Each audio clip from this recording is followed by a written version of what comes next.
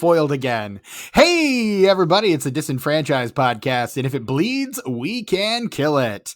Or podcast it. I don't know, fuck. What are we doing? Anyway, this is the podcast all about those franchises of those films that fancy themselves full-fledged franchises before falling flat on their face after the first film. I'm your host, Stephen Foxworthy. And joining me, as always, that beautiful motherfucker who said to me before recording, and I quote, "Stephen, if you don't stop it with that Bible shit, I will light you on fire." It's Tucker. Hey, Tucker. Hi, Stephen. How we doing, buddy? I'm doing okay. It's another one of those days where, like, I had a really bad day, but, like, I feel real good because it's, like, after you almost die and then you're in a really good mood because you're alive. That's how I feel right now. I'm super psyched and happy to be here because the rest of my day has kind of been shit. Yeah, I was going to say, I also had a really shitty day. Any day where I'm working is kind of really shitty. So I'm just happy to be talking with a good friend about a fun movie that I don't hate. Yeah. Dude, yeah. Yeah. Spoilers, we do not hate this movie. Spoilers, we don't hate this movie. So if you like tuned in to listen to us crap on this movie, sorry, it's not going to happen. No, we're gonna have a good time today talking about 2018's The Predator, the in honor of Predator Badlands opening in theaters very soon. But yeah, we're talking about The Predator, directed by Shane Black, written by Shane Black with Fred Decker. Hey, I know that guy. Yeah, we've covered one of his movies, and we'll cover a couple more in various. Ooh. When are we going to do Monster Squad, Steven? It's on the list, and I've got 2 guests lined up for that episode. Damn, so 2. That's how many people want to talk to us about Monster Squad. I mean, it's a classic. It is. The Predator stars Boyd Holbrook, Trevante Rhodes, Olivia Munn. Hey, put some respect on him. Sorry. Jacob Tremblay, Keegan-Michael Key, Sterling K. Brown, the great Sterling K. Brown. Fucking love that guy. Stop chewing gum in this movie, Sterling K. Brown. Stop it. I want to look at you, but I can't because you won't stop chewing gum. I have thoughts. Thomas Jane, Alfie Allen, Augusto Aguilera, Jake Busey, Yvonne Strahovski. There you go. There we go. We got there. And I have no idea. Yes, that is Lachlan Monroe, and in a blink and you miss it cameo, Francois Yip. What a cast! Dare I say it, Tucker? What a picture! Yeah, dude. And hey, I read that there was this one gal that had a very small role that was also a character in one of the AVP movies, but I didn't pay attention that well. Oh, okay. Right. She played Mrs. Yutani in the bad Alien versus Predator movie. We were actually just talking before we recorded how I think the only bad, we just burned so much content. I think the only bad Predator movie, and I will go on record, the only bad Predator movie is Alien versus Predator Requiem. AVP Requiem is bad. It's real bad. All the rest of them are okay at worst. I have to say who on a lot of these people, especially the main characters. Like have I ever seen this Boyd Holbrook person in anything? Let's run down the list. Did you watch Logan? Did you watch Logan? Yeah, but I don't remember him from. I only saw it once, like when it came out too. So he plays one of the bad guys in Logan. I saw Dial of Destiny. I don't remember him in that. He's got a very generic face. I don't mean that as a diss because it's a very handsome generic face. Right. But it is a very generic face. He plays he's in Narcos, a show I've not seen. He's in the Netflix Sandman show, which I also have not seen. He apparently plays the Corinthian, one of the most baddest of ass characters that was ever created for that series. Is that first or second Corinthians there? No, the Corinthian. He is a he's just teasing Steven. He's a serial killer monster with teeth for eyeballs, and he like pulls eyes out of young boys and eats them with his eye holes. Nope, I do not accept that. Next. I do not accept that.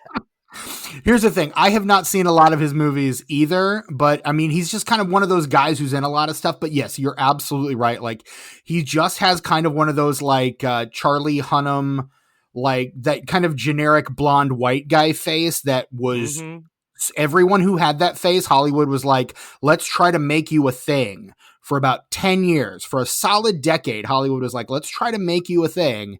And it didn't work for any of them. In fact, No, like, it did not work at all. I thought he was fine in this though. Like He's good. Like a lot of the cast, he very much fit the characters they were cast as. Right. And surprisingly, in Thomas Jane's case, because it was only about 10 minutes after that character debuted in the movie where I was like, wait a minute, is that? And then I looked it up and I was like, is that Thomas? No, it's just so weird because he never, especially in these kind of movies, he never plays like anyone that's vulnerable or silly. And in this movie, he's both of those things, and that's what threw me off. I was like, "What, Thomas Jane, motherfucker?" It's definitely him playing against type, but I think it is absolutely like a really fun performance. And I'm not Tom Jane is usually not one whose performances I consider fun. Outside of maybe this and Arrested Development. Well, yeah. I just want to get my kids back. Just want to get my kids back. He's so good in that. He's only like in an episode or two, but he's so fucking good in it. But Trevante Rhodes, the other one that you rudely said who to. Who is that? I don't know who that is. Moonlight, man. Did you not see the Academy Award-winning film Moonlight? No, I didn't. Oh, okay. First of all, fix yourself and go see that movie because it is fucking amazing. But he plays the grown-up version of the main character. It's like at 3 phases of his life, and he plays the oldest one. And he is really, really good in it. Like, he's so fucking solid in that film. And I think he plays opposite, if I'm not mistaken, he plays opposite. Yes, Andre Holland plays his like childhood friend, and the two of them hasn't been in much together. He hasn't, which is a shame. And honestly, I would have hoped that this and Moonlight would have opened some more doors for him, but he kind of. I mean, he was in the Bird Box, the Netflix movie Bird Box with Sandra Bullock and Sarah Paulson. I watched that, but I don't I watched it when it came out, which was like 5 years ago. Correct, and I'd be hard pressed to tell you anything about it. Like that movie and this movie came out the same year, and other than the fact that whatever the thing is, if you look at it, you go crazy. It's like M. Night Shyamalan's Happening, but somehow a little bit better because M. Night Shyamalan's Happening is no. What? No.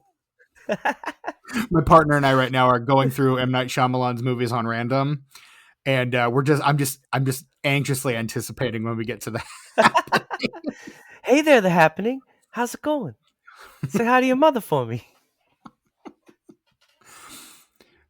Oh God, yeah, that movie is so poorly cast from top to bottom. No one is cast well in that film. Nope. It's just bad all around. Unlike this film, where everyone is kind of cast pretty well. Perfectly. Yeah, I think everybody understands the assignment, too. Some too well. I would say Sterling K. Brown maybe turns it up a little too much a few times, but I still love it. Like, it's fun to see him chew the scenery, like, whether it's necessary or not. Everything I see him in, he's amazing. Like, I have never seen Sterling K. Brown give a bad performance in anything ever. Even when he's doing like a 1-episode guest spot on Brooklyn Nine-Nine, he's fucking killing it. He's so good. Okay. So I like Sterling K. Brown in this movie, but that also makes me think about one of the things I really liked in this movie is I like in movies and in other kinds of fiction where the good guy and the bad guy team up, and it's like they can fully put their differences aside to team up. Like, they don't even fight while they're teaming up. Right. They just understand that there's a bigger threat and they'll get to their shit. And I loved that dynamic when it came up. Like, when he looks at him and they're just kind of like, look, this is not over. And he says when this is over, we're going to dance. That's right. That's and what it is. Says, I already got my shoes picked out. Yeah. So good. Like, again, and the two of them play that so well. But again, I love You brought up the gum chewing earlier, and I have to come back to it. So there is the seminal book for actors is a book by Michael Shurtleff, and it's called Audition. And there is a single chapter that consists of a single sentence, and the sentence is, or no, I'm sorry, two sentences. Chewing gum is not a character. Avoid it at all costs. Something to that effect. It's very, very simple. And that's the whole fucking chapter. And as soon as the nicotine gum came out, I was like, oh, Michael Shurtleff would have some words for you, Sterling. Yeah. Now, I guarantee you that's a thing that Shane Black put in the script as kind of a humanizing thing. Because again, the first 2/3 of this movie are pure Shane Black. And it shows. Because those are the parts of that's the part of the movie that is singing.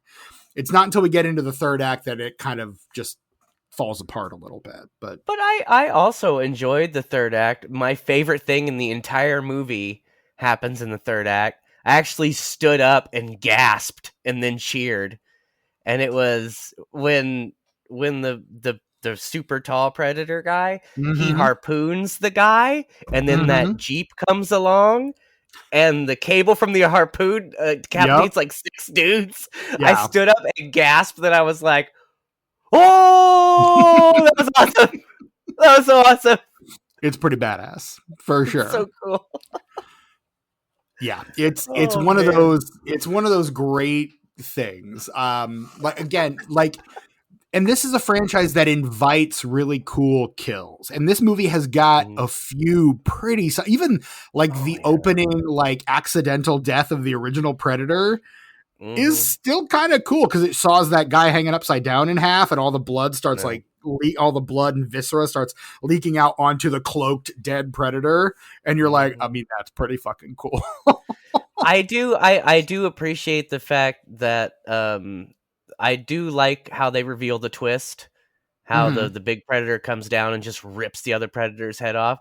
But I do wish that we had a chance to have like a human predator team up proper before that happened. That is what the third act of this movie was supposed to be. It was supposed to be the humans teaming up with the good predators to take on the super predator and the other hybrids. That was the original third act based on like behind the scenes footage and like the original script that got leaked. Like that was the original plan for this movie. And the studio said, nope, which is the classic Shane Black story, which I've talked about on this podcast. I talked about it on Pod and the Pendulum when I covered Predators over there earlier this month or earlier this year, where you've got the Shane Black will make a really good like original film. And then someone will go, oh, that was amazing, Shane Black. Do you want to come direct our big franchise film? And then he'll come and direct, and they'll be like, slap his wrist and go, no, not like that, Shane Black. Bad. Not like that. Fine. I'll do my own original thing again. And so he'll make another original movie that is really fucking good. And then they'll do it again. Slap his hand. No, Shane Black, not like that. It's too bad. I'm sorry. It's too bad that he wasn't able to release the other version because he petitioned the studio to release both cuts on the home video release or on the streaming release. But they said it would have taken too much money to complete the effects. And it said, when I was originally saying, sorry, I lost my brain there for a second, was that it's a shame that nobody likes this movie at all.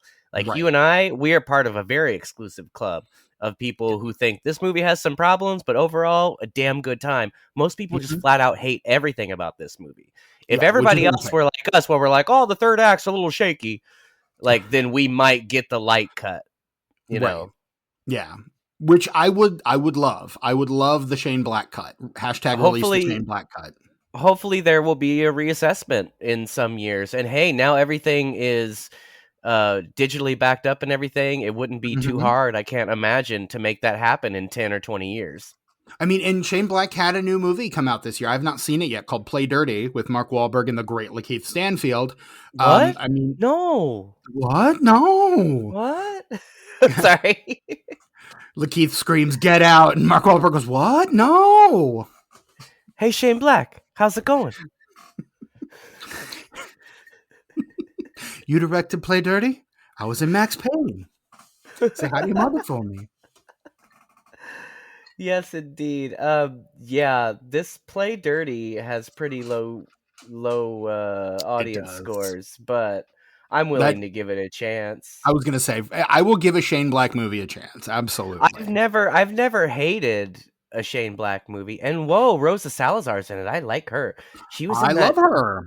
Yo, did you see that Amazon Prime show she was in where it was rotoscoped? It was animated like Waking Life or Scanner Darkly, where like it was filmed, but then like they animated over it. I did not see that What show. the No, fuck was that show called? Man, it you was so you've good. recommended it to me. I just don't remember what it was I know, called. but I keep forgetting about it, and I need to rewatch it because like it blew my fucking mind. And it was called Undone. Okay. And damn, that's a wild fucking show. It takes you on a trip, dude. Like, but it all makes sense. It's one of those shows that doesn't make sense until it does, and you enjoy it Mm. when it doesn't, and you enjoy it when it does. Okay. Yeah, I need to might watch it check that out. again soon. I I keep mean, she forgetting was. about it. I think she's in another one of those kind of wild shows. That's just kind of one of those like people are like, oh, what the fuck is this? She was in that brand new cherry flavor. Yeah, on Netflix. That everyone I was like, what the fuck is this show? I saw her on the poster, which is cool. Wasn't she in one of She's got an eyeball in her mouth. babysitter movies? Was she in one of the babysitter movies? Or am I thinking of I somebody else? I can't tell you. I do know that Have she you was seen in. those? I saw the first one, The the second ones one, with you gotta. McG, the McG Yes, movies. you gotta see the second one because it's one of those that like completely flips the script, but it actually works. Okay, It actually works. And she's yeah, in they're both early. fantastic. She's an early episode of this podcast, Alita Battle Angel, if I'm not Oh yeah, mistaken. she got the big old eyeballs in that. And then, yeah, she was in a movie I Also in watched Bird not too long Box. ago called Maze Runner: The Scorched Trial. She's also in Bird Box. Oh, you love A them wa- Maze Runners. I don't. I just saw the one, or I'm sorry, not the Scorched Trial. She's in The Death Cure. That's the one I saw. Yo, I will share this moment with you because I too have seen her in a YA movie that I was forced to watch by my then partner, Mm, the Divergent series, Insurgent. yes, you love So that movie. I didn't mind the first one really. I thought it was a pretty cool premise. But then I'd say like that's not the first one though. the second one kind of fucked it all up, and then like I was barely hanging on by the third one. Which I mean, they were that was supposed to be like the two parter or something, and they're just like, you know what, we're done, we're done here. I Yeah, and think then they we were can like, all "Oh, safely walk away. we'll just continue it as a TV series," which I don't know has been done before, but is kind of a really good idea, especially for something like that. Yeah, except no one wanted to come back for it, and they ended up scrapping it. So I probably would have watched it just to see what happened. I was invested in the characters. yeah, it wasn't. But you know what Rosa Salazar is not in? 2018's The Predator. No, but I mentioned that she was in Bird Box, which also had Boyd Holbrook. So No, Trevante Rhodes. same thing. No, not at all. Two I don't, very different actors in point of Steven, fact. it's okay if we skip like our histories with this movie and the franchise, but I would like to mention my history with Olivia Munn. I'm always weird with Olivia Munn being in movies because not interaction, but the thing that I most know Olivia Munn from is Attack of the Show. Do you remember Attack of the Show on G4? I remember hearing of it because that was how I first heard the name Olivia Munn as well. But I never watched the show. I just knew that a lot of people were really horned up for Olivia Munn on that show. Well, I wasn't necessarily horked up. She's not really my type, but um she's really funny.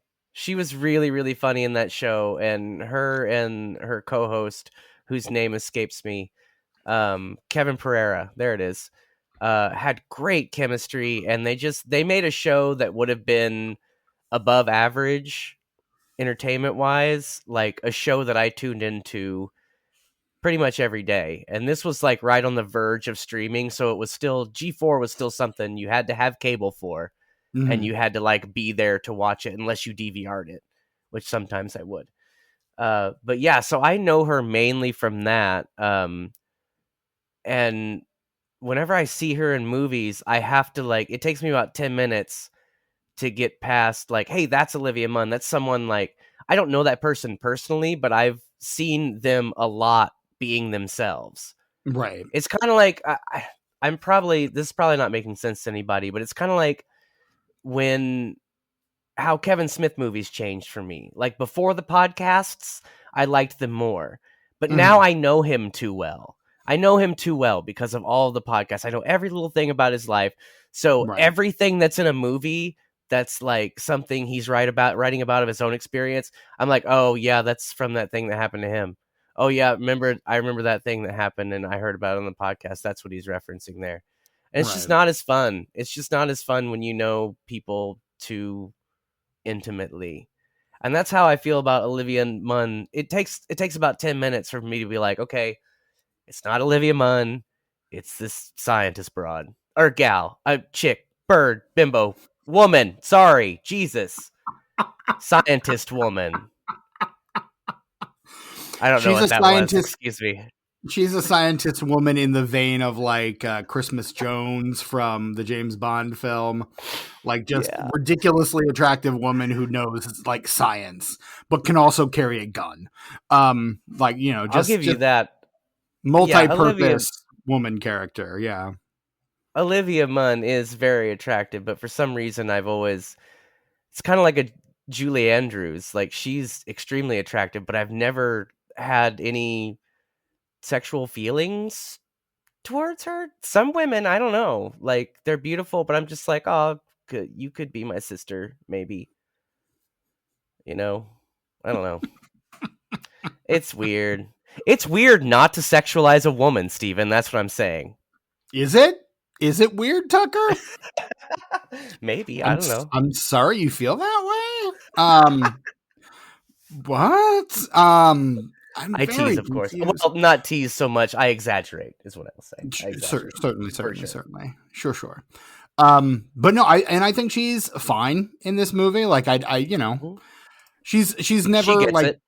Yeah, she's never been one of my favorite actresses or anything, but like she's doing good work in here. Is okay. Is good. Is fine. I think so. I think it whatever it is, good or bad, it fits the tone of the film. So exactly. Yep. It works for the character. And, so yep, she's locked in there. When she's getting all excited about the alien technology and stuff. Shout out Jake Busey playing his father's son in this movie. Beautiful. I love how they don't make a big deal out of it. That's what I like. That's the kind of fan service I like. The fan service that you have to notice, not that like jumps out at you and smacks you in the fucking face. Correct. Yes. You've got to work for it. Like if you know that Gary Busey played a character in Predator 2 named Keys, and that you see his son Jake Busey in a Predator movie also going by the name of Keys, and you can put 2 and 2 together and figure out it's 4, there you go. That's what I like. I put 1 and 1 together and came up with 2 because when I watched it, I was like, oh, Jake Busey wasn't his dad in the second one? That's cool. Yeah. And then I looked up the trivia later and I was like, oh, that makes sense. I get it. Yeah. Now. I fucking get it. That's cool. And again, it's, because the first 3 Predator movies all kind of go out of their way to go, the first 2 sequels, I should say, kind of go out of their way to, there was an expedition in South America where blah, blah, blah happened and there were 2 survivors. And like both of those movies, both Predators and Predator 2 kind of go out of their way to mention that. And this one is like the first one that doesn't bring that up at all. I mean, it's brought up in passing because they do mention that was here in 89 or I'm saying 87 and 97. But they don't go into details about it. They're not like, and then Arnold was like, get to the chopper. And they still find a way to do the callbacks in an interesting way. Like when Olivia Munn sees the Predator on the table, instead of "you're one ugly motherfucker," which had up to this point been in every Predator movie, it's "you are one beautiful motherfucker," which is chef's kiss. I love it. Also, they get to the choppers. I was going to say, we get to the choppers, yes. That's borderline, but I did enjoy. That was almost too much, but it's just barely. barely eked over the line of I'll accept Exactly. that. That's entertaining. Right.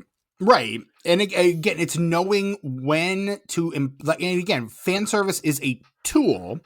When Sure. properly employed, it can be effective. When improperly Yes. employed, it is interminable. And That's it's what I one of the love. things I hate about Sorry. modern filmmaking is how heavy-handed people tend to be with the fan service.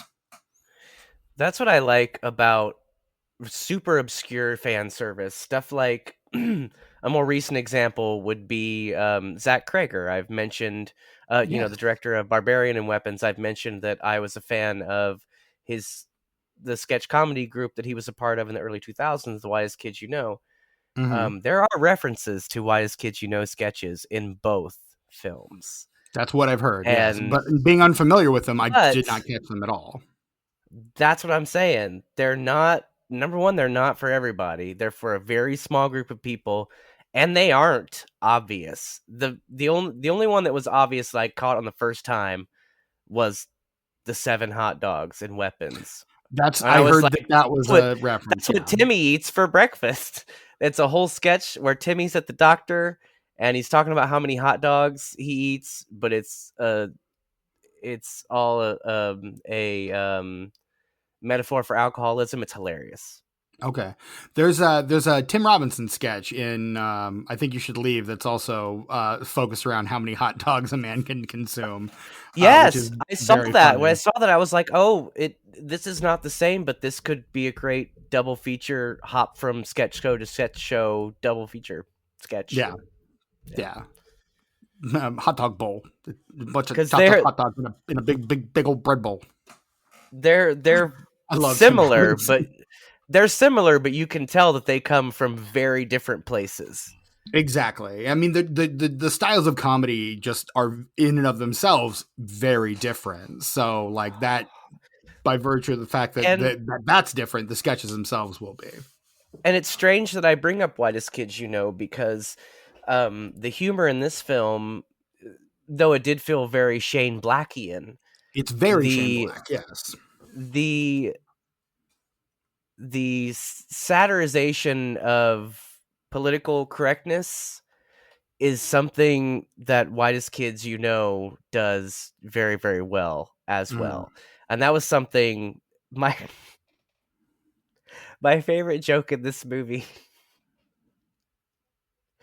is when the one dude calls somebody an R word Mm. and dude's like, "Can we use a different word? Homeboy's son is an R word." I almost fucking lost my shit. I was like, "No. No." Fantastic. And that's the same kind of shit. Like if you watch Whitest Kids You Know, those are the lines they cross and then step right back over. Okay. It's beautiful. Which Beautiful. I need to engage with some of the Whitest Kids, because I don't know enough about their oeuvre to speak intelligently on it.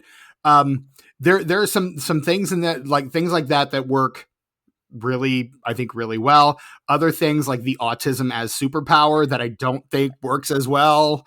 I think it depends on how you look at it. I think with the way the rest of this script is written and the way the rest of kind of the satire presents itself, I was annoyed with it at first, but then I was kind of like, okay, I think maybe that's the point. Like maybe they're satirizing like the sort of Rain Man kind of thing. I don't know if that's the intention, but I after was going to about say I 20 don't know that minutes, it doesn't get to that point for me though. Like there's no I real. think at the end it's proof. The kid's like he's like basically cured because he's like so cool now. Like he's still got his autism superpower, but he's not awkward and touching his ear and nose all the time. He's got his feet up on the desk. Homeboy's chilling.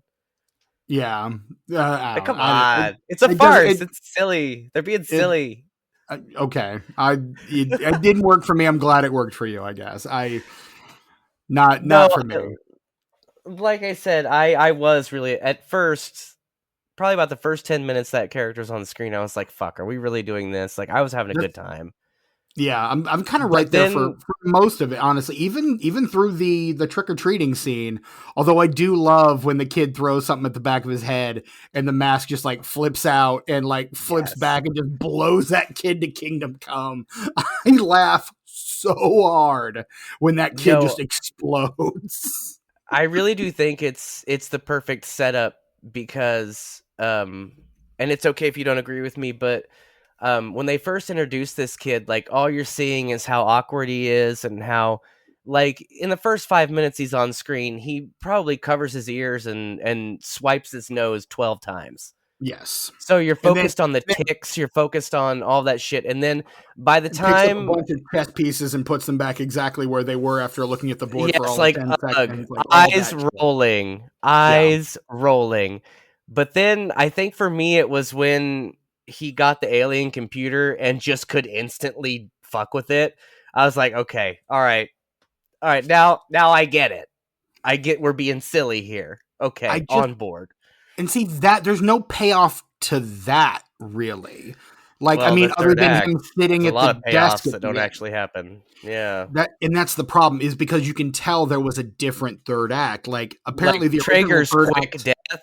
Like why did yes. like no, why'd you I want to see Like, them dance. blink and you miss exactly. Like Yeah, I you didn't even or know he was dead for a while. Like I saw a head explode and I was like, "Wait, who was that?"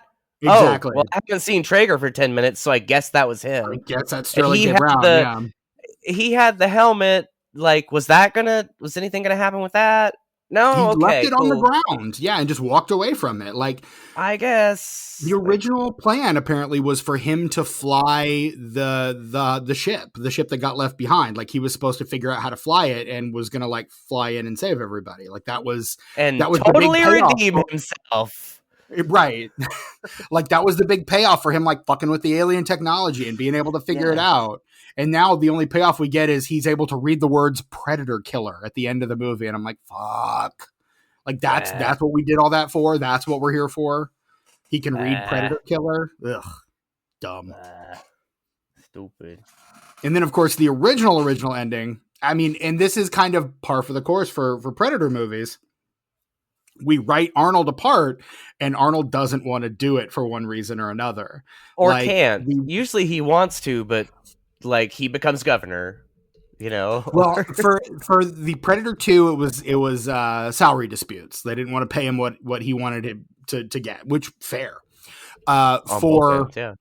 Right. For Alien versus Predator, he was willing to do a cameo, but he was governor of California at the time and Yeah. couldn't do it. Busy. Straight up Which busy. is kind of the same thing for Predators as well. Like they Yep. wrote him into that movie. Like he was supposed to be teaming up with the Predators to like hunt down these people. Like that was his You role. always, as a rule, I think in Predator movies, you always write Dutch in, but always be prepared to write him out.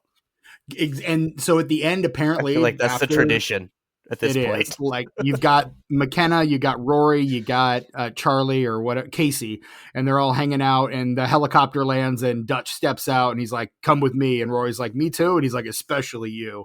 So setting up a larger sequel. And Arnold reads the script, and he's like, "I don't just want to do a cameo. Like I want to do something more than that." And they're like, "We don't really have anything more than that for you in this one. Sorry. Like if you do it, well, Uh, you can be in the next one." But yeah, I had so that ending part with the like the Predator killer and Homeboy it's so was like, dumb. that's gonna be my new suit. I hope it's in a Like, 42 long. look, it was really dumb, but also, gosh, I'd watch that animated series. Here's the I thing: they're sure doing fucking would. animated Predator movies now, so you might still I see want it. an animated sequel to this where Quinn McKenna gets in the Predator Iron Man suit and like, I don't know, fights crime or something. I don't know. Tucker, have I'm you into seen it. the animated Predator film Killer of Killers? Have you seen that movie yet? No, because I still haven't seen Prey. I've finally seen this, so I'm getting there. Prey fucking rules. Prey's the second best I movie in the know. franchise. That's IMO. what I've heard.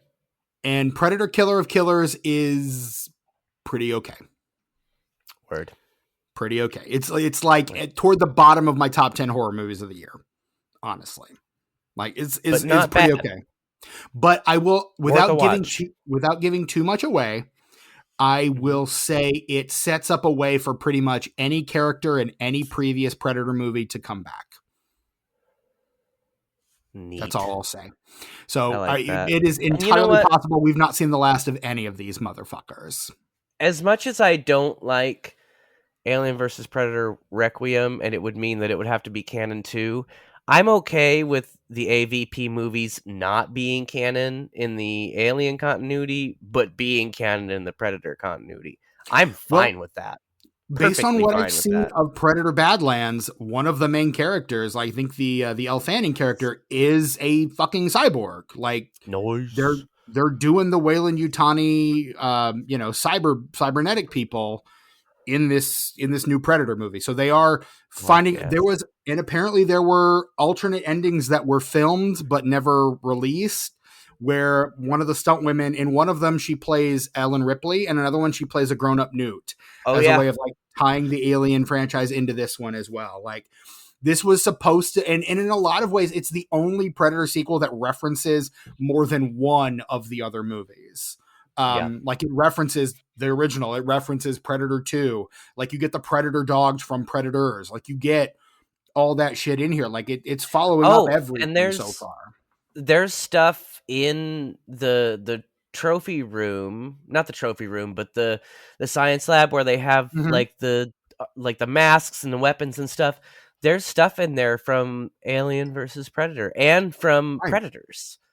So Yeah, both of those movies are only slightly, but they are acknowledged. So it's all exactly. fucking canon in the Predator continuity, and I'm way into that. Yeah. Way into it. Yeah. Again, and I think the PWS Anderson AVP is okay. Yes. It's not great. It's fine.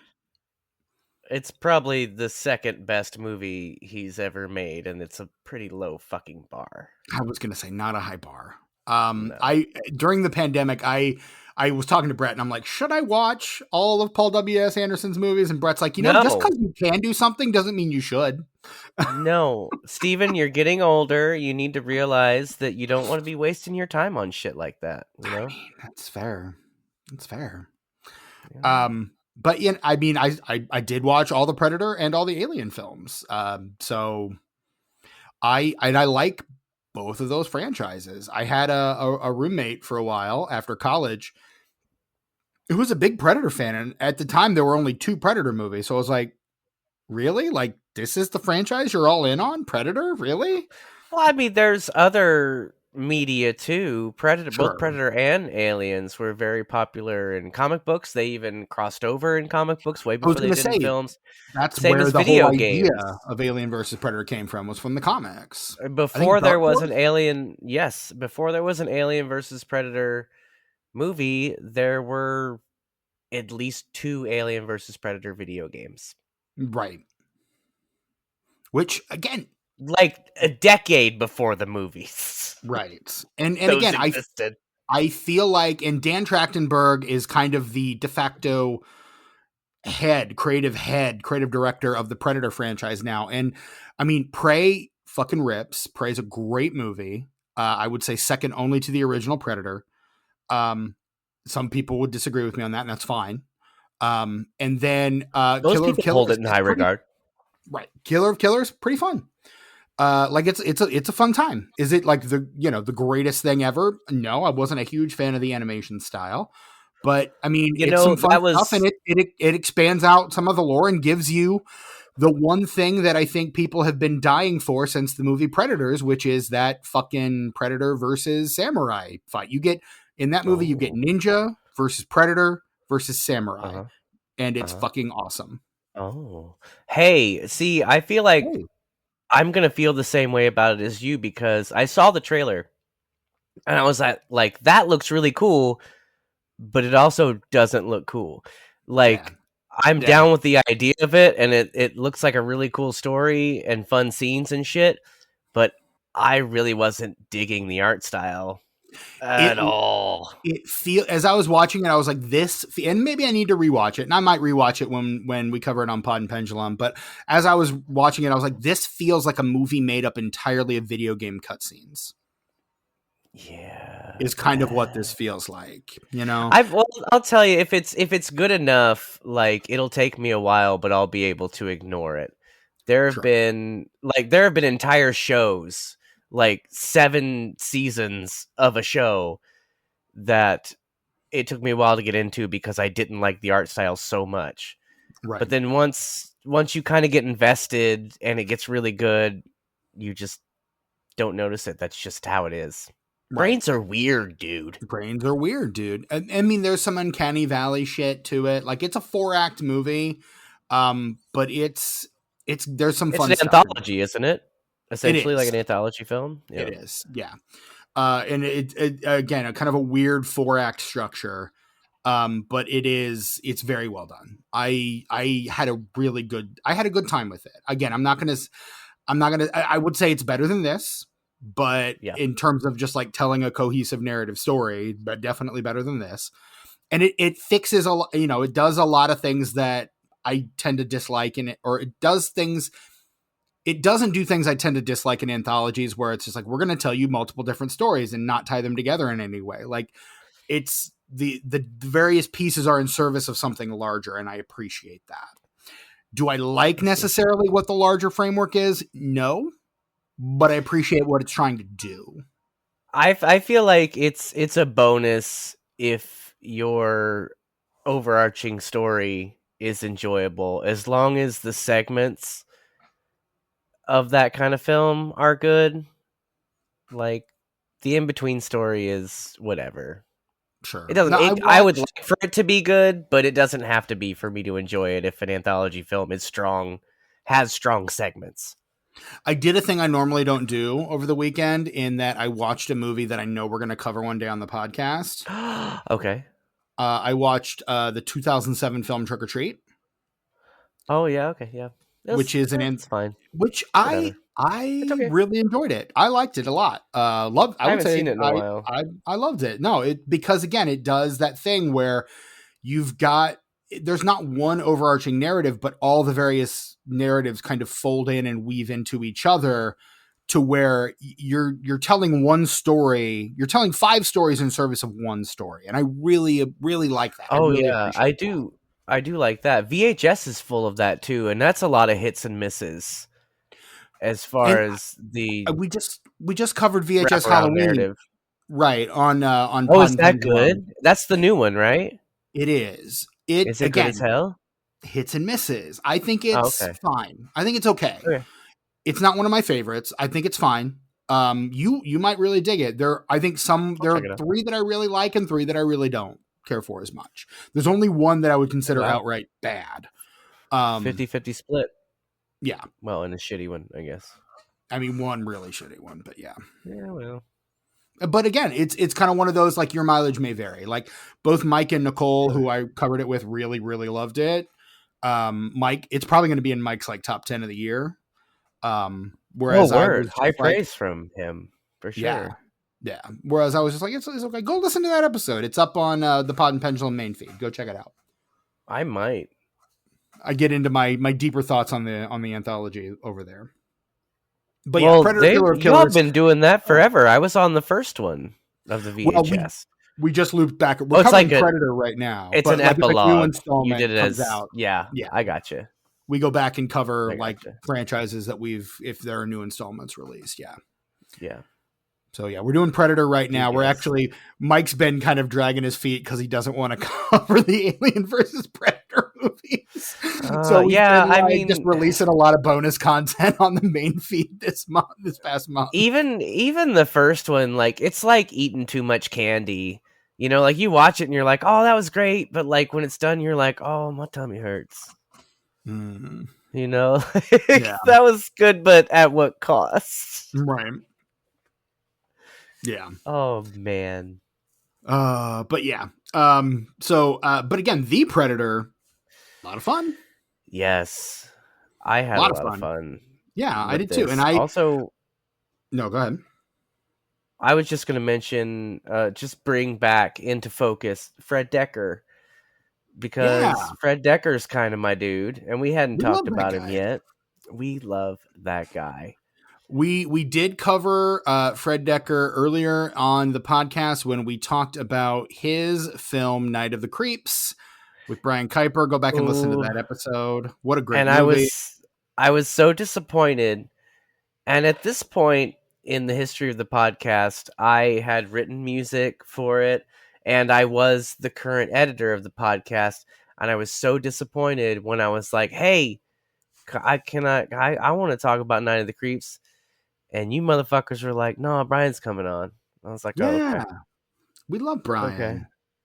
yeah," but it was still a good episode, though. I remember listening to it as I washed dishes in Fargo, North Dakota. And we're gonna have Brian. Brian is one of the 2 guests I have scheduled for the Monster Squad. So I knew it. of Who's the other one? course, I can bleep it if um, it's not like announced. it's one of my friends from high school, Tim Lofton, son of Indiana weatherman Chuck Lofton. I know Chuck Lofton, but you were all like son of, like it was like son of someone who had been on the podcast, like we span generations and shit. No. Okay, I, all I right. no, but I went to high school with Timmy and his little brother. Oh, that's cool. So Has he yeah, been on so before? no, he's one of our Oh, patrons. Like he's a listener, okay. Hi, and Timmy. hey Tim. But yeah, we reached out. He reached out on Bluesky because I had mentioned something about we're gonna cover Monster Squad, like future episode of this and franchise podcast. He's like, hey, if you need an extra, I was like, well, I got Brian Kuiper on the schedule, but I'm sure he would not mind sharing guest duties that day. So Hey, and you have a seasoned veteran and a podcast, or I'm sorry, disenfranchised podcast guest, Virgin. that's right. Hey, Timmy, what you cooking? What you cooking there? Because he's listening, so like I'm trying to Right. freak him out. Hey, Timmy, you making some mac and cheese? What's going on over there? And then I also whenever we inevitably cover RoboCop 3 on Unenfranchised, Oh, we're gonna have Brian on to talk about that one too. it's just so hilarious that you think like anything on Patreon is going to I drop know. like anytime soon. Oh, I'm aware. Like, do Sir. I want it to? Yes, please, more than Yes. anything. But fuck, no, that's not going to happen. I have offered options for recording stuff, and our schedules are too insane right now to record, and we can barely get the main feed recordings done. Let's be clear. Look, we're doing this on a Tuesday. This goes out on Thursday. I work tomorrow, and I have a social engagement after work. So your boy is going to be editing this motherfucker at like shit. I don't know, 11 o'clock at the earliest. Probably. This might get out by 1 a.m. I don't know. Straight up maybe. Because we can never find the time. We were so lucky to get Brett on last week, honestly. So lucky. And the fact that Joe was there too, like perfect. That's kind of the OGs, because I think Joe was the first fan. He got me into it, suggested me as a host. Right. And here we are. As we mentioned on that episode. Yes. Lots of pats on the back in that. Like, and reaching across to pat others on the back. And I love that. I love. And there was a lot of love in the room that night, Stephen. A lot of self-congratulatory, one might even say perhaps masturbatory behavior. No, we're all great friends, and we enjoy each other's creative output, and I think that's beautiful. I think who cares yeah. if anybody else likes it? We're all pals having a good time. Right. Having a good time. Just a bunch of pals. Exactly. That's what I'm saying, man. But yeah, and I mean, Shane Black, of course, we should mention, played Hawkins in the original Predator, was brought on as an actor, but then they were like, oh, he's a writer too. Like maybe he can kind of work on the script. And he's like, no, I'm not doing that. And so they were like, fuck you, we're killing you off early, which I find really funny. Yep.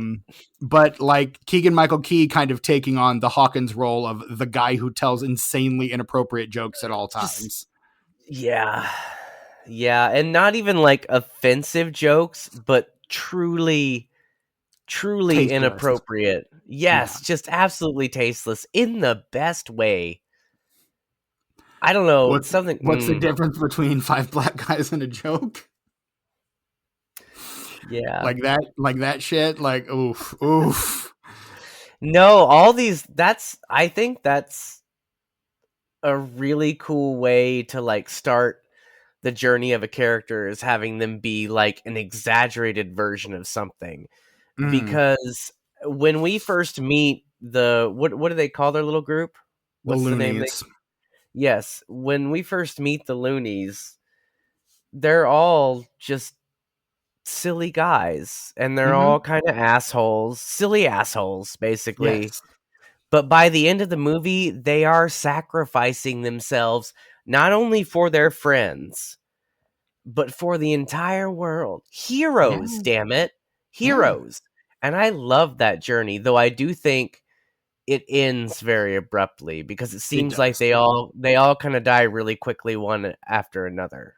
Which, I mean, part of it is because they are cannon fodder, but like you don't have the whole movie to kind of expand on that like you do the first movie, And like because we're doing other things through the entire first two acts. So by the time we get to the third act, it's just like, okay, this has got to be where the bloodbath happens. well, and also you have actors here, whether known for it or barely known at all, that can convey characteristics of a character Mm-hmm. without necessarily speaking any dialogue. Right. Like especially the two leads, Mm-hmm. um, Quinn McKenna and Nebraska Williams. Those two guys, there's so much just about how they act in the background of other scenes that tells you so much about their character. Right. It's I don't know, it's kind of brilliant. Sometimes you listen to commentaries on films and you don't think things were it's maybe a silly film and maybe you don't think it was thought out that well, but then you hear the director talk about how meticulously they crafted something like that, Mm-hmm. and that just kind of strikes me as something like that for sure. Right. And I mean, Black is very good at character dynamics. Like it's one of the things he does as a writer and director very well. Like you look at his films and even the ones that were ultimately taken away from him in the third act is completely reconstructed, which is this and Iron Man 3. Par for the course at this point. Yeah. Again, it really like he just released Play Dirty. I've not heard much about it one way or the other. But you know, if it does well at all, he's going to get another franchise movie, or maybe he'll need to rebound with a franchise movie, and it'll get taken away in the third act. It'll get rewritten and reshot. That's probably how it's Yeah. going to end up working. Um, Yeah. but like the things that work best in those movies are the character dynamics. Like we get a better idea of who Tony Stark is in Iron Man 3 than we do in the first two Iron Man films in any Avengers movie. Like we get a really good sense of who he is as a person. Like one of the best things about Kiss Kiss Bang Bang is the interplay between Robert Downey Jr. and Val Kilmer, like the way that they play off of each other. The what do you get when you what do you see when you look up idiot in the dictionary? Oh, I know, a picture of me. No, the definition of idiot, which you fucking are. Like it's that kind of interplay that I fucking love. And this is a whole group of people. Now, the one thing that kind of irks me about it, and kind of about this franchise in general, it's a nitpick, but it's one that I have, is the fact that the Predator movies seem to be very beholden to the Predator formula, which is a group of guys getting picked off one at a time. The only movie that doesn't really do that is Predator 2, and it is considered by many one of the worst films in the franchise. Like it's Really? very reliant on the formula by many. It's either I that like or Predator this. 2. I do too. Again, I don't think there's a bad Predator movie outside AVP Requiem. That's the bad one.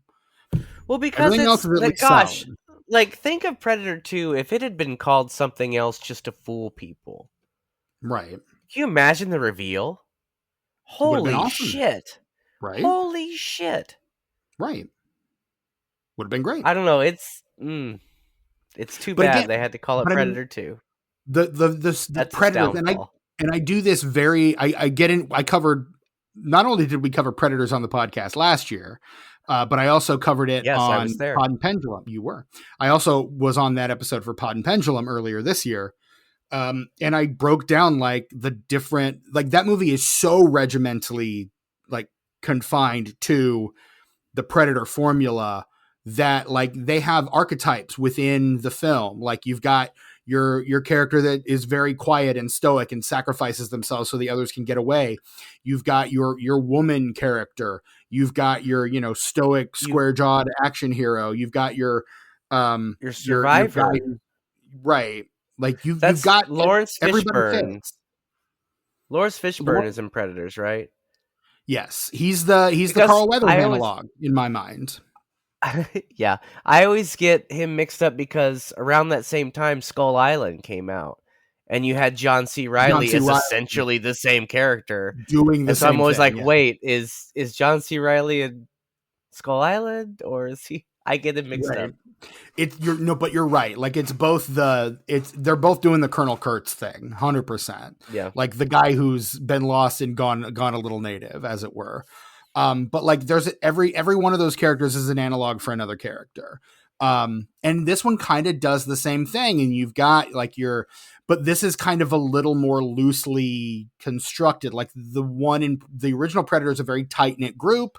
This does more the Predators thing where they're kind of like at each other's throats, a little bickery, but still kind of share this common bond in that they're all group two, right? They're the loonies. That Yeah. ultimately is what binds them together against the common enemy. Sterling K. Brown, I think, is your Carl Weathers analog in this one. Like he's the guy working for the government. He's gone, you Yeah. know, he's got his own agenda. Like the He's a little relationship more between further on the sellout side exactly, but than Carl again, Weathers' character. it's all degrees. Like it's all, but it's the same kind of archetype. It's just you kind of Yeah, you're dial up right. certain. You're just playing with the knobs at that point. But like you've got kind of a lot of those same character types across all these movies. Like the relationship between, I would say, Baxley and Keegan Michael Key's character. What's his name? Coyle. Like the relationship between them is kind of a more antagonistic version of Bill Duke and Jesse Ventura from the original film. Like you've Well, got yeah, the two guys that are I kind of really like close, but kind of at each other's throat at the same time. Which is I again, they do really that in Predators with Mahershala Ali and Walton Goggins. Like it's the same kind of yeah, thing. but I don't know. I think Keegan Michael Key and Thomas Jane in this movie, they really I mean, there was a chemistry there, and I even don't though disagree. they were at each other's throats most of the time, like when they shot each other, like I felt that Yeah, because it's a like great moment. they were constantly fucking with each other and teasing each other, Mm-hmm. but you could also kind of tell underneath that it was like sort of in a sibling sort of way, like they would still Right. like they were still bros, you know. Yeah. I don't know. For some people, teasing is a love language, and I relate to that very I was gonna strongly. say I know you do, but again, that's and Very it's strongly. the bros part of it is I think what reminds me of the relationship between Jesse Ventura and Bill Duke in the original because those guys Hmm. were like Mac and Blaine were like tight, like they were Yeah, like for that sure. the whole movie, like Yes. so I mean that's I think what kind of reminds me of that. But then Coyle's got kind of the wisecracking thing that Hawkins had in the original, like the analogs are definitely present like and again they're it's not an exact one-to-one I think the way it is in Predators, but you've still got similar dynamics at play. You're just changing the setting, like you're changing it from like the jungles of South America to the suburbs of Chattanooga, Tennessee, which, you know, interesting choice of setting, but sure, it works. Yeah. Yeah. You been to the Noog? Have I been to where? The Noog, Chattanooga. Probably. I mean, It's a like cool I've little been town. around, Steven. I've been I'm around. I'm aware. I was just asking if one of the places you'd been around was Chattanooga, Tennessee. You know, I don't think I've been through. Honestly, I don't think I've been through Tennessee as an adult. Well, maybe. I will say it's a cool No. little place. It's kind of You right know, there toward the Georgia border, like right there toward the I did. southern. The last year that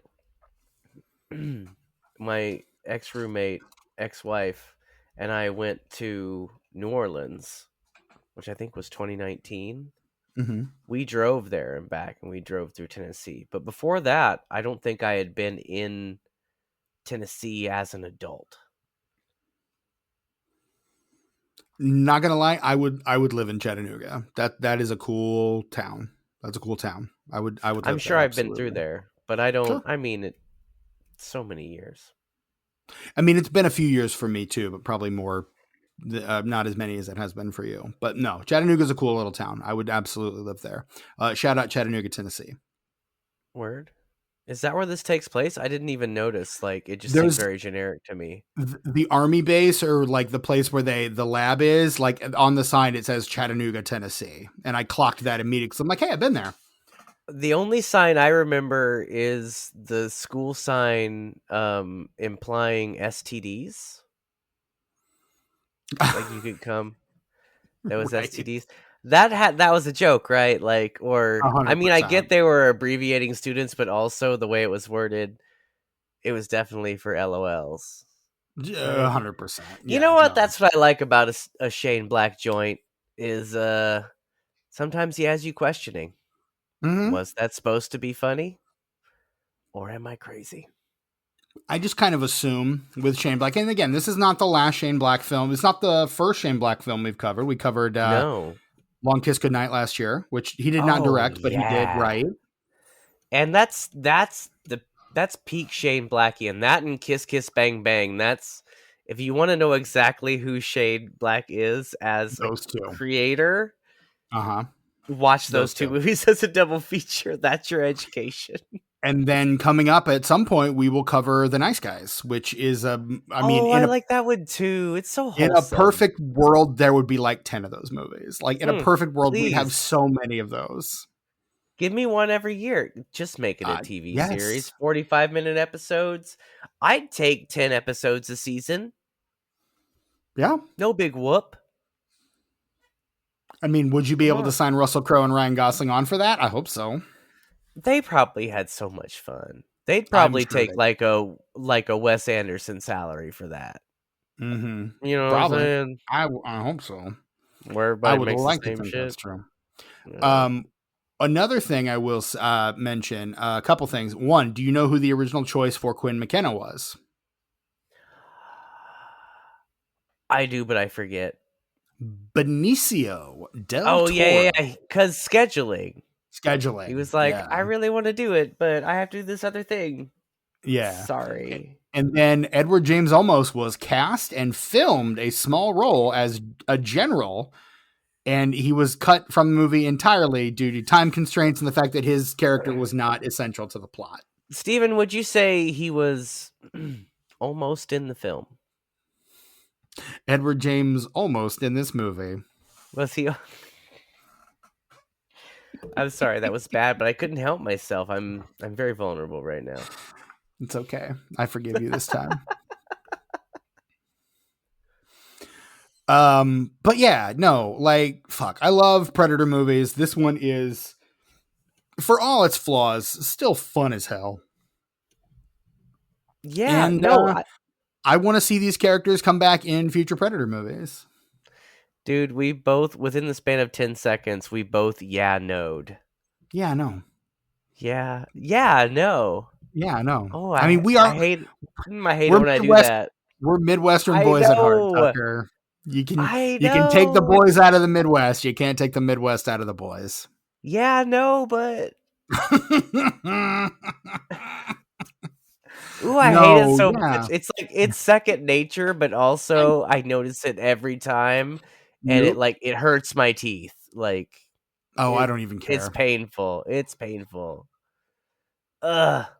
It's just part And of the then vernacular for me at this point. sometimes I do it ironically and then I'm like, "No, that's not even okay. You're like, yeah, That's not even no, okay. thank you. No, yeah, no, no, yeah, yeah, no, yo, no, no, no, yeah, yeah, yeah, no. Yeah, no, no, yeah. Hmm. Ugh. LOL.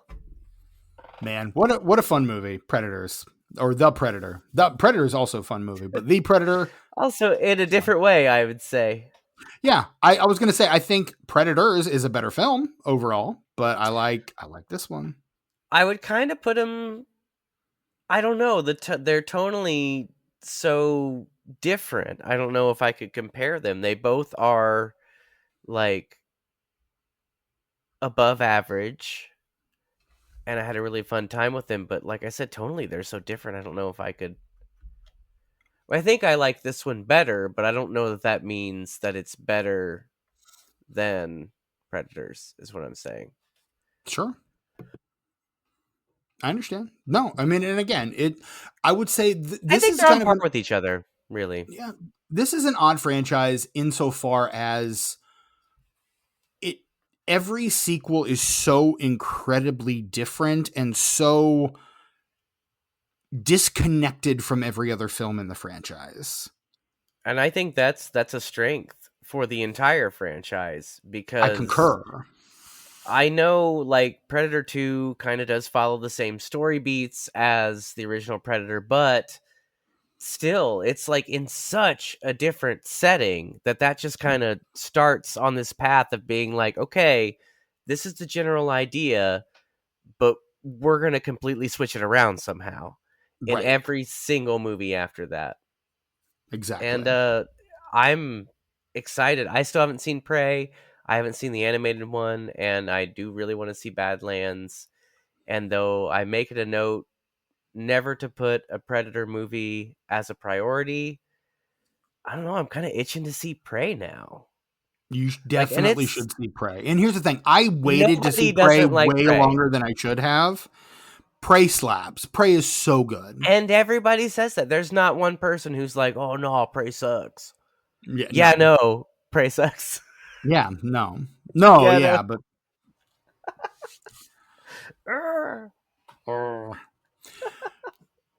no. Prey is very good. I think you will very much enjoy Prey, and I think you will have a good time with Killer of Killers. Sweet. Sweet. Now So the new do with Predator that movie, information what you Badlands, will. that's a theatrical release, yes? Yes, it's out this weekend. And I Because think they learned their lesson because Prey was dropped directly to on Hulu, Hulu, yeah, I would say and it was right on everyone Hulu. went. Yeah, everyone Then was like, "What the everybody shit fuck their are you pants doing about it. releasing?" Like, Yeah, this is the best Predator movie we've ever seen. Like, why is this not a theatrical release? right. And then I love that after people were being really shitty online to Amber Midthunder, who is amazing in Prey. Like all the guys from the original movie got on Twitter and were like, fuck you, Amber Midthunder's awesome. Welcome to the Predator family. Like Bill Duke, Like, yeah. Jesse Ventura, like all those guys are like, Dude, yes. screw you, Amber Midthunder rules. That's wild. I love that for Like, everyone involved. yeah, I do too. And I mean, it just makes me love those guys even more. Like, as if I needed a reason to love the original Predator more. Like, just, yeah. Right. And I'm on record as saying Predator is one of my top 5 favorite movie monsters of all time. Like it's King Kong, it's Gremlins, it's the Wolfman, it's Predator. Like it's all like that's my Mount Rushmore of movie monsters. Well, Um, the Predator is so distinctly what it is that you can right. put it in any situation. Any like it's kind of like Final Destination, to where like you Mm-hmm. could put out a new Final Destination movie every year and it would make money as long as the kills are creative because it's Mm-hmm. such a unique idea. And Predator's the same way. Yeah. Like you could literally put this motherfucker in any scenario, basically any genre. I mean, the possibilities are Here's limitless. here's what I want to see. Tucker, I'm just going to throw this out here. This is Okay, something I yeah, pitched throw on it Pod out. and the I'll Pendulum. catch it. What's up? I'm going to toss it out here too. Mm-hmm. What I want to see is a series of films starring Macaulay Culkin as a Okay. grown-up Kevin McAllister Okay. fighting movie monsters. I want to see him in a Night of the Living Dead movie where he's keeping the zombies out of his house. I want to see him keeping a predator out of his fucking house. Like I want a whole fucking franchise because Disney now owns Fox, and which means it has both Home Alone and Predator. We can make that happen. And Alien. The original Night of the Living Dead is in the public domain. You can That's fine. absolutely make that fucking happen. Like these are things that you can do and like run with and make really fucking fun movies. But I want to see Kevin McAllister basically take on monsters. I want to see him take Now, on horror movie monsters. now, is this going to be episodic in nature? Is it going to have an overarching plot? Like, is every episode going to be in a different universe, or is it all No, make it all one connected, man. I don't thing? care. Nah, make it all one thing. Okay. That just sounds messy, like, if you do it that way. Nah, it'd be fun. Sure. Yeah. No, you're Nah, it'd be right. fun. It'd be fun. Oh, yeah. Don't over quit. Yeah. Quit being such a nerd about it. Get out I of your would own head, man. never. Just have fun. Just have fun. Yeah. I just like stuff. No big deal. Yeah. I'm not a Unless they fan. start messing with continuity that you enjoy, and then you get really, really, really anal about It's it. not, look, it's not that I enjoy the continuity. It's just that it was so jarring at first to like try to smush those two continuities together. And like I said, by about 3/4 of the way through, we're talking about Peacemaker, by the way. We're talking We're talking about about Peacemaker. Peacemaker. By about 3/4 of the way through, I still knew it was there, but I didn't think about it because I was enjoying the show so much. It still bothered me. Like, I don't care, whatever. It was just difficult to accept at first. I've come around. I'm so And used to continuity resets, it does not bother me in the I get that, slightest. but I'm just like, oh, okay. not in the movies. Like, we've never had something to where there was a cinematic universe that kind of died off, and then there's this new cinematic universe, but there's something that kind of exists in both, and we have to reconcile that. That's never really. When has that ever really been a thing? David Gordon Green's Halloween franchise. Oh, that's different. Not that different. There's so many Halloween timelines. Steven, the only thing that has more timelines is the straight up Texas Chainsaw Massacre. Yeah. I think they're if they're not tied, they're pretty close. They've got to be really close. Well, Halloween. Well, no shit. Texas Chainsaw has all those 2 remakes. Fuck. Yeah, there's two reboots of Texas Chainsaw. There's the first 4, then there's the first 2 reboots, and then there's the next 2 reboots, and then there's the most recent one on Netflix, which ignores everything but the original. Well, and you could argue that all of those movies take place in their own little continuities. Like, Brett made that point on our I know, our unenfranchised episode on Next Generation. Yeah, the first thing I ever edited for you motherfuckers. True. You were so excited when because that was like a bunch of footage that Brett couldn't figure out how to stitch together. We're like, here, do something with this, and you're like, oh my god, you guys, it's the Texas Chainsaw Massacre episode. Dude, that worked so my magic. Excited. I put it together. It took me hours. I don't doubt it. That recording was a mess, as I recall. It truly was. But I was able to splice it together. I put a nice little intro in there, of course, lampooning the intro of the film with the narration. I even pitched my voice a little bit to John Larroquette style. Yeah, dude. It was pretty rad. Go check that out. Unenfranchised Texas Chainsaw Massacre: The Next Generation, starring Renee Zellweger and Matthew McConaughey. Both of whom were in last week's film. My Boyfriend's Back. Only one of them made the final cut, though. Yeah, Renee Zellweger, unfortunately. Cutting room floor, snip, snap. Deleted she was Edward James almost in that movie. Straight up Edward James damn near. I think it's what they call him at the local pub. Maybe. Oh, God. So The Predator came out in theaters on September 11th, hashtag never forget, 2018. The weekend box office opened at number 1 that weekend to $24.6 million. On its way to $51 million domestic, another 100 it dropped. International. Oh, yeah, like a stone. That second week, like 61%. Yeah. Yeah, it like because like everybody hates it. Look at all the reviews on IMDb. Look at all the reviews on Letterboxd. Everybody fucking hates this movie. It goes from 1 to 4 within a week, and opening at number 1 the following week, another movie we will cover on this podcast one day, The House with a Clock in Its Walls, the Eli Roth film. Oh, I've always kind of been curious about that because I like Eli Roth is one of those people that I think is brilliant, but he needs somebody to be like, no, you're going too far. And I feel like him Eli doing Roth like we can cover on this podcast. I feel like Eli Roth doing a spooky like family/kids movie. I think that would scratch that itch for sure, and I'm really excited to see it. It's Jack always been on Black my list, and but it's never been a Kate priority. Blanchett. Well, Yeah. and again, one of these days we'll have to cover it. So that's kind of the reason Yes, I haven't checked it please. out. Another one of his that we're definitely going to have to cover one day, whether you want to or not. I kind of don't, but we're gonna The Green Inferno. Yeah, I don't know anything about that, and I know that it's supposed to be like super fucked up or whatever, but It like I is. don't know anything about it. So like going into it blind, like most films, is probably best because then I don't like have anxiety from like, Right. oh shit, when's that coming? You know? Right. I mean, they've announced a sequel to Thanksgiving, but so far no forward momentum made on that. Borderlands is another Whatever. one of his that we're going to have to cover. That one came Oh, out do last it. year to No, I no don't. acclaim. Nah, put that. You can put it on the list, but like put it all the way down at the like very bottom. And then we've also got the Bruce Willis Death Wish movie that he directed, which we're going to have our buddy Samuel Dumas back on that one. Sammy, I saw Sammy this couple days I ago. know. I saw the I picture on saw Sammy. Instagram.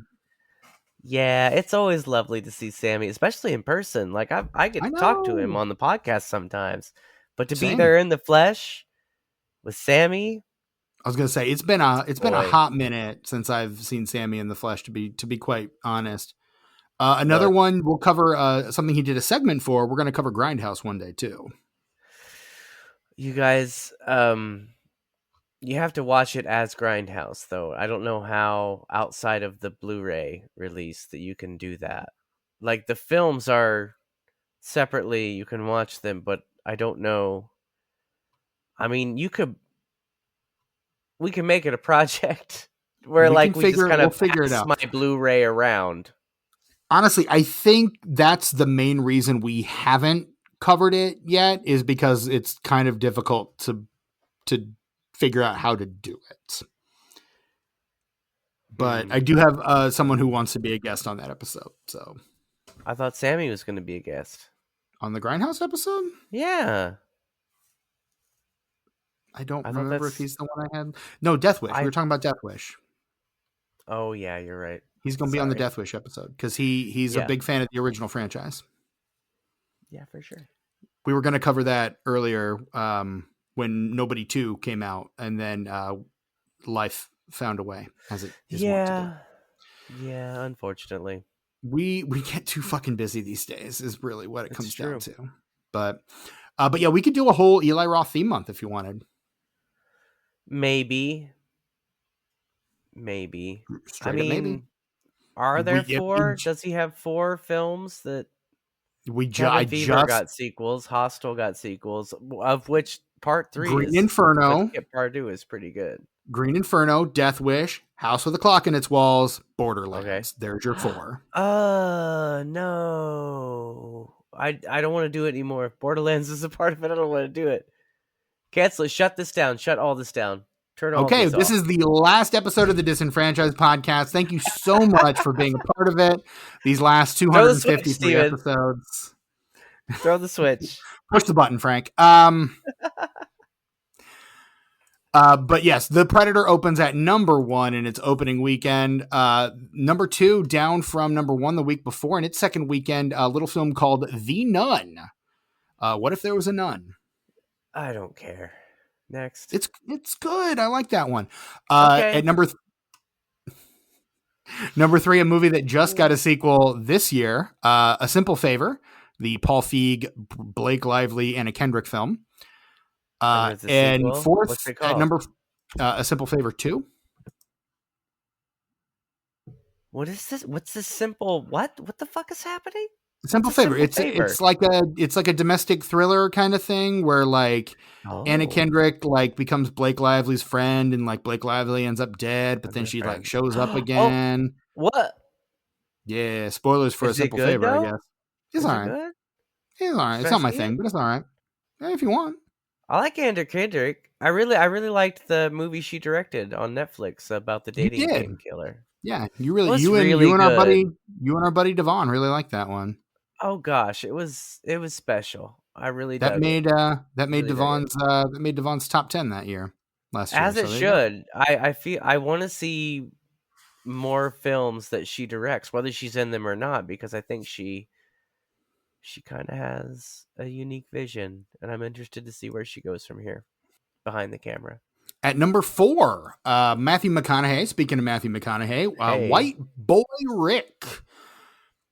What if there was a white yeah, boy named Rick? I guess. would mm-hmm. What would that look like? I feel like that plays out all over the world every day. Daring to ask the questions. Yes. What if there was a white boy named Rick? And rounding out the top 5, we have one of the smash hits of the year of 2018, Crazy Rich Asians. John M. Chu's Crazy Rich Asians, which in 5 weeks has made almost $150 million at the box office. Like that movie, Word? huge. Nice. At number 2, or at number 6 rather, rounding out the top 10, we've got something called Peppermint. I don't know what that is either. That's that Jennifer Garner, I guess she's an assassin movie. Like she's in a coma. Yo, And vengeance movie. is it just me? But like, I watch a lot of Peacock.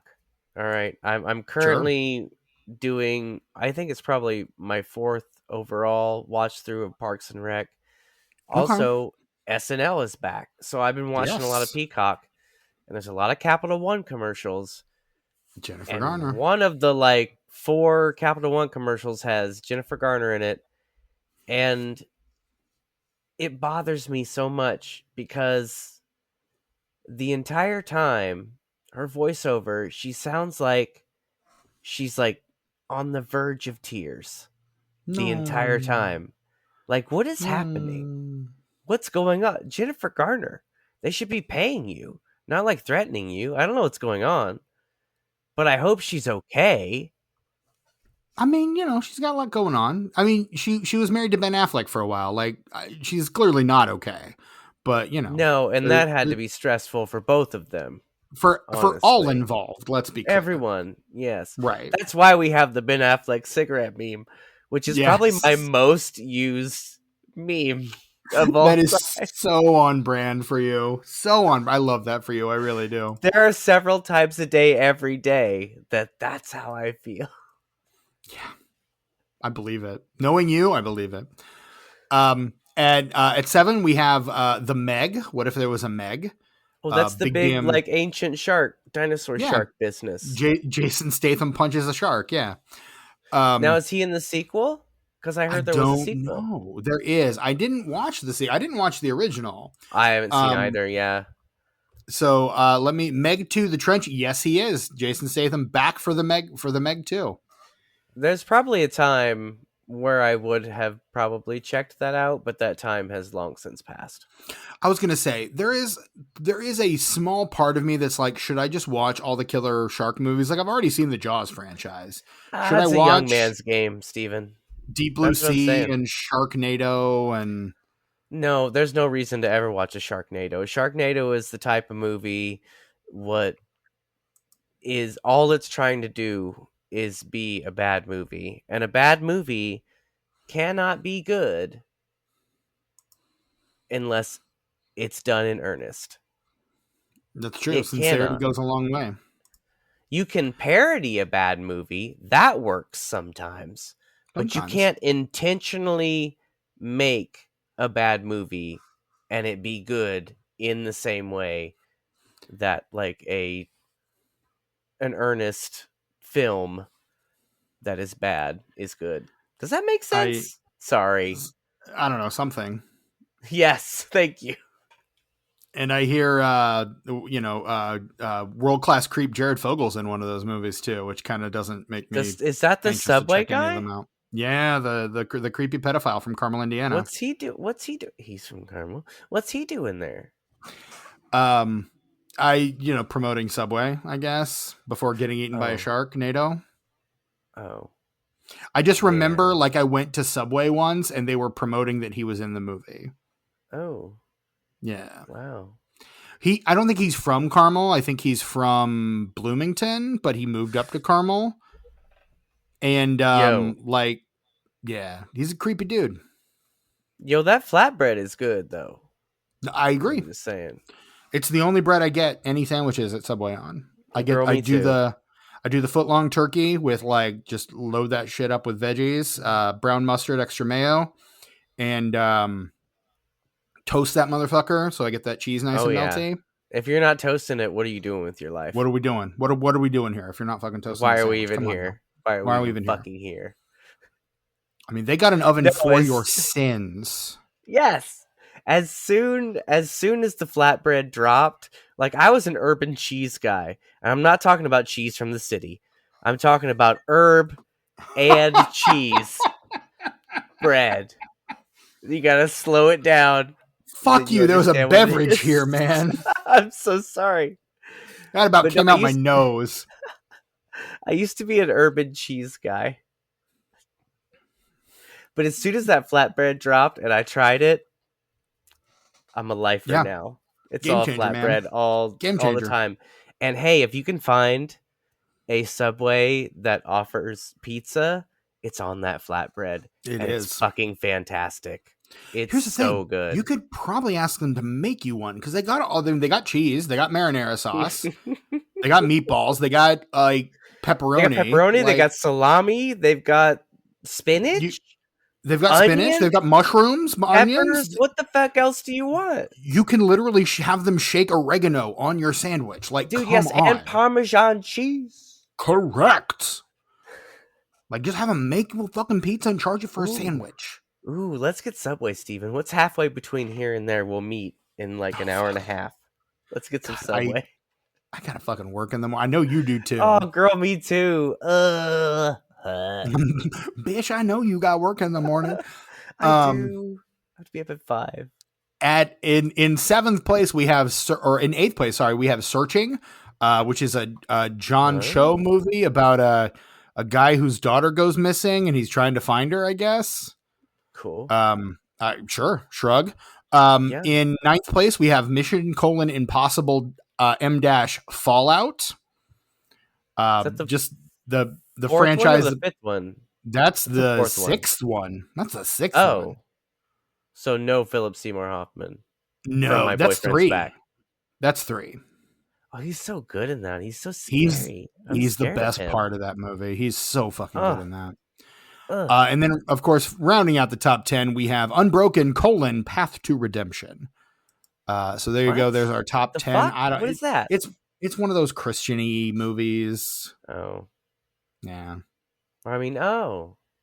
Your original reaction was the correct one. Okay. Those movies are almost never good. And by almost never, I mean exclusively never good. And lots of time Kevin Sorbo's there. So who wants that? No one. Here's the thing. We could have covered one of them, but fucking Kevin Sorbo made a fucking sequel to it. Do you remember when we did that Kirk Cameron, like unintentional plug, but that Kirk Cameron Oops All Christianity? That was a good time. Like, fuck that Kirk movie. Cameron saving Christmas. Really hard. It's so bad. Just the worst way. But I did have fun talking about it.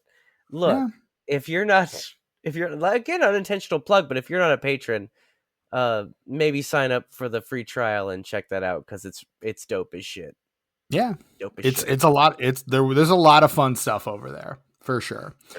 And I am literally one movie away from being able to do an Oops All Christianity month on main feed. So I would have had it had Kevin Sorbo not made a fucking sequel to the Nicolas Cage Left Behind movie.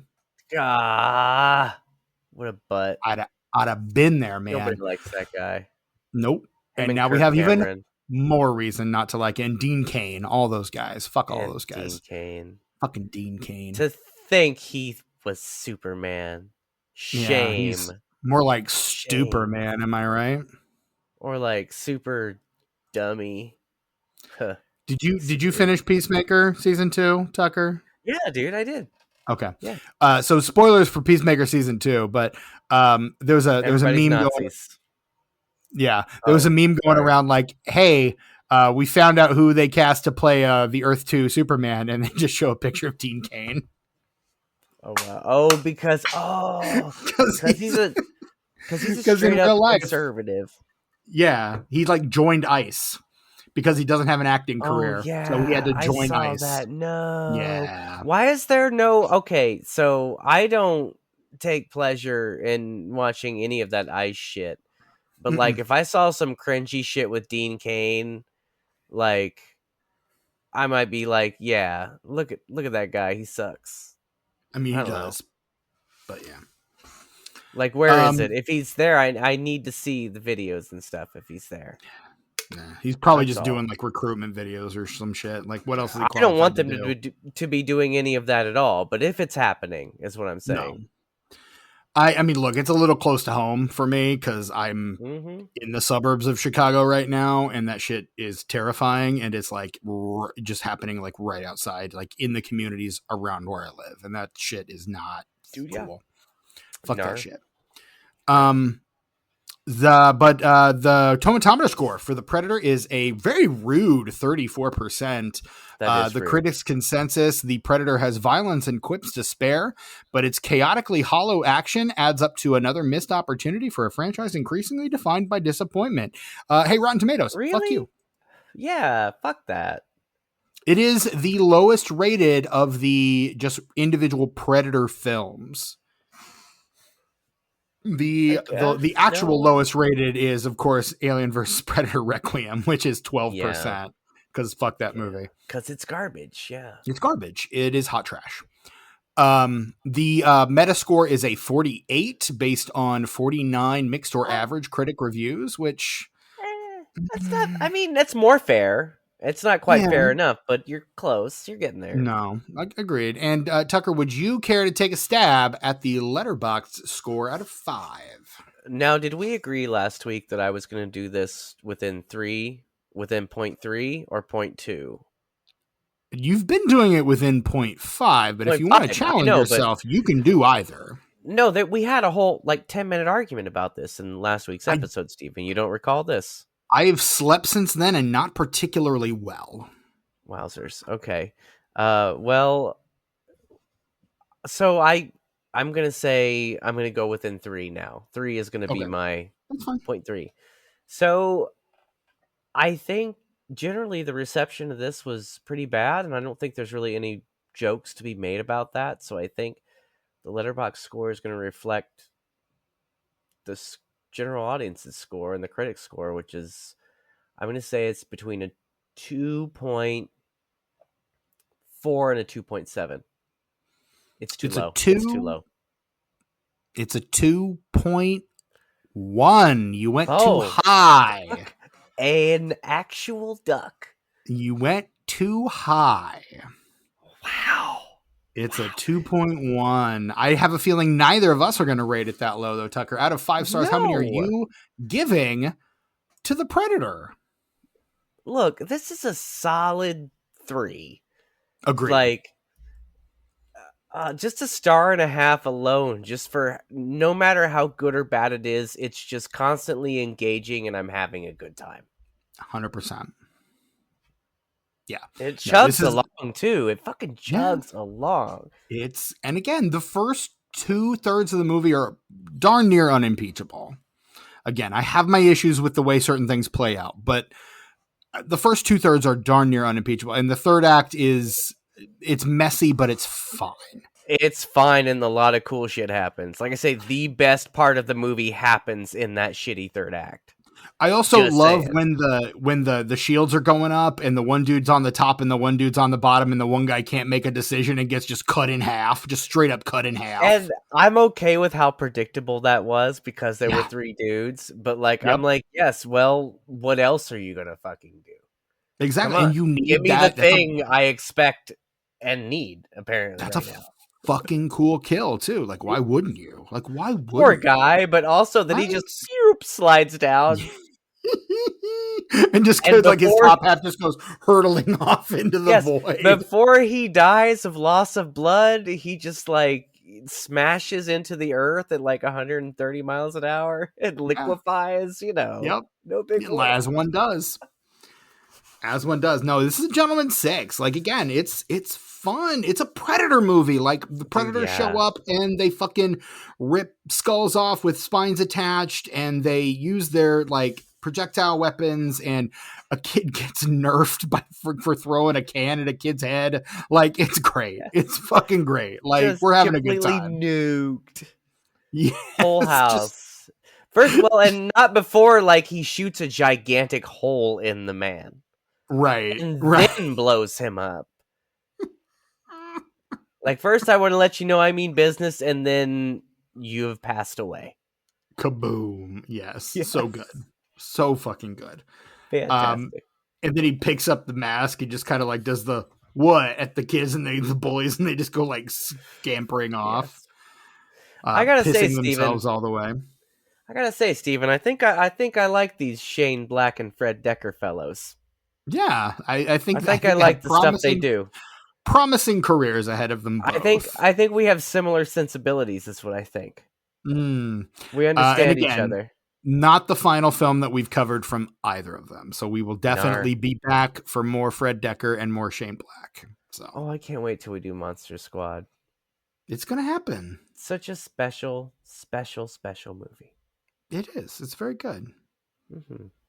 And I mean, we've got like we just found out what is it that what's their faces, the Brendan Fraser and Rachel Weisz are coming back for a new Mummy movie. Like we've got word? Yeah, I just had got no announced, idea. man. Just got announced. Is Jet Li coming back too? I don't know, but I Dwayne The Rock Johnson coming back? I highly doubt it. But here's what I'm hoping for, Tucker. I'm hoping for a post-credit sequence in which Hugh Jackman returns as Van Helsing, or I fucking riot. Oh, Steven. I pitched that no mummy in the Van Helsing. No, I pitched that all the way back on our Van Helsing movie, on a Van Helsing episode in our very first season. Our second ever guest, Hope Lichtner, was on that episode, and I pitched that idea I pitched Rick and Evie showing up in the post-credit scene for that one to tie those two franchises, because Steven Sommer fucking directed both of those. Yeah. Could have easily tied those two franchises together. They're very similar tonally, even though I would say that Van Helsing is darker in tone. Like, they could very much exist parallel to each other very easily. Like, it's just both were separate. Yeah, separate attempts to revitalize the Universal Monsters franchise, which is something Universal has never successfully done. Fucking make it happen. And here's the weird thing, Steven. I don't give a fuck about a Mummy movie. Like, I recognize that they are classics for a reason. I understand why people love them. I just don't really have any... I like them. I just don't really have any attachment to them. Sure. But I love Van Helsing. Van Helsing is special. But to see those two come together, damn, would be great. Would be great. And then here's the thing: if they did another Van Helsing movie with Rick and Evie in it, we'd have to cover it, because you know why? We covered Van Helsing. We did. And so we'd get our friend Hope back, and she would cover that with us. And so I'm honestly kind of angling for it. I would love to see it. You know, I have the 4K of that. It's also on my Vudu. If you want to watch, have you seen The Fabelmans? Oh no, I haven't seen The Fabelmans yet. I need to check that out. Wow. I need you to help me get logged into Vudu. So that's what I need. No, so we were having a conversation, and I was also having a conversation with myself, because I noticed that Gabriel LaBelle is in this movie. And that's the kid from The Fabelmans, man. I'm sorry. My brain was split. And he plays Lorne Michaels in Saturday Night. Yes, dude. I too have The Fabelmans on 4K. Have you watched it? You've watched it though, right? I haven't seen it yet, no. You've never seen The Fabelmans. It was one of those like Kino Lorber's having a sale, and so it's like it's like two 4Ks for like $22. And so I bought like 6. And I haven't watched any of them yet. Dude, when you watch The Fabelmans, let me know, and I will watch it with you. And by watch it with you, I mean we will be in different places, but we will be watching it at the same time. And maybe we come together and do a special Patreon episode impromptu about it. Who knows? About The Fabelmans. Is he one of the bullies? I think he might be one of the bullies. Is that who he is? I didn't notice him at all. Like, he had to have been pretty young. Like, in his teens, right? Like, how old is he now? Which I mean, if he's like similar in age to Jacob Tremblay, like he's younger than 9/11. He's born literally a year after 9/11. Jacob Holy Tremblay shit. is, even younger than he is. So yeah, he could have been one of the Oh yeah, bullies. he has to be one of the bullies. Holy Yeah. shit. Now I have to watch this movie again. Oh no. Oh I have to no, have watching a fun Predator again. movie again. No. Damn. I'm so Um, mad. I fucking love Predator movies. They're Me great. too. Predator movies rule. I am very excited Yeah. for Badlands. I have that like trepidation, like, is this going to be the one I don't Oh like? Like I'm kind of no, like, it's gonna be good. because I'm not thrilled with the design of the new Predator, but like I'll go in It's for it. I'll kind of check it out. similar to the mutated one in this one. They're kind of similar, it looks like. This one's got like some like overtly human characteristics that I'm like, okay. But again, I'll give it the benefit of the doubt. Like again, I love a Predator movie. I'll go fucking watch it. Yeah, for sure. I ain't even care. I love Predators, man. Predators rule. Predators one of my top 4 favorite movie monsters of all time. Predators So are yeah, this tight. has been the Disenfranchised episode on The Predator. And hey, we you can find us online on Bluesky and Letterboxd and YouTube at Disenfranch Pod. You can join our Patreon. We've plugged it a couple times, patreon.com/disenfranch pod.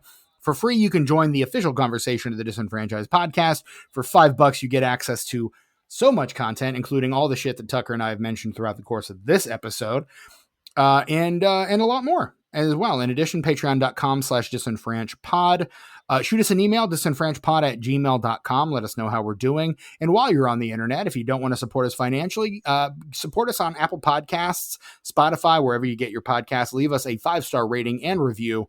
We would surely appreciate that. A little goes a long way in that regard. And I think it's been over a year since anyone's actually reviewed us on Apple Podcasts. So if you haven't done so yet, please do. Well, We we would found surely our appreciate it. audience. Sure. We But, found them.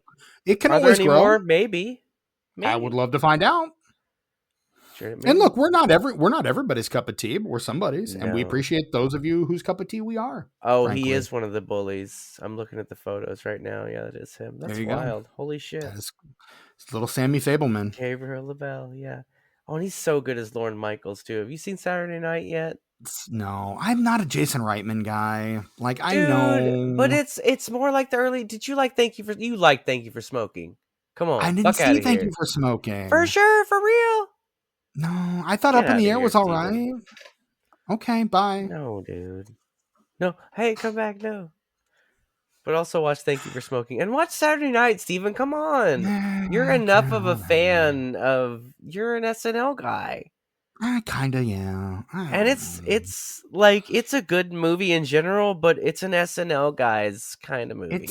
It's the Jason Reitman self-masturbatory thing that he's doing these days that I just don't care for. No, this I'm is sorry. different. He's going back to his roots, Steven, his roots, as they say here in Indiana. His straight up roots. You can find me, Stephen Foxworthy, your host on Bluesky and Letterboxd at Chewy Walrus. Do not find Brett. Don't do it. Stop it. Don't even try. Get Stop. out of here. Don't. God help you if you do it. Tucker, where can we find you though? Instagram, YouTube, Ice909, ICENINE, the number 0 and the number 9. As always, just recently posted a post from our last episode recording on my Instagrams. So that's pretty cool if you're into that sort of thing. Also, Tuck Mugs still exists. I need to change the tagline to Tuck Mugs. I need to change it to something other than it still exists. I'll work on that. But it does though. It does every once in a while, and sometimes frequently. It'll go like 3 or 4 months without anything, and then like there'll be 2 or 3 posts in like a month. You never know. You really don't. You never know. That's the mystery of Tuck Mugs. The eternal mystery. Tuck Mugs is a blessing, and you never know when that blessing is going to come. Tuck_mugs on Instagram. The end. And that is our episode on 2018's The Predator. Join us next week for another movie. If in fact this is not the last ever episode of the Disenfranchised podcast, we'll see you next week. And that means that I'm your host, Stephen Foxworthy, for the absent Brett Wright and the very present Tucker. Until next time, get to the chopper.